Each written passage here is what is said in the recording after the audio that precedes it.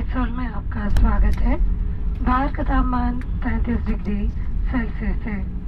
Seat belt संकेत बंद किए जाने तक कृपया सीट पर ही बैठे रहें और ऊपर लगे सामान का न खोलें। अब आप मोबाइल फोन का प्रयोग कर सकते हैं। जिन यात्रियों ने व्हीलचेयर की बुकिंग की है, कृपया वे सीट पर ही बैठे रहें। सभी यात्री के उतरने के बाद आपकी सहायता की जाएगी। बिजनेस क्लास के यात्रियों को कृपया उतरने में प्राथमिकता दें। ट्रैवल सदस्य एयर इंडिया कैप्टन राजेश गोयस्कर और क्रू एयर इंडिया से यात्रा करने के लिए आपके आभारी है।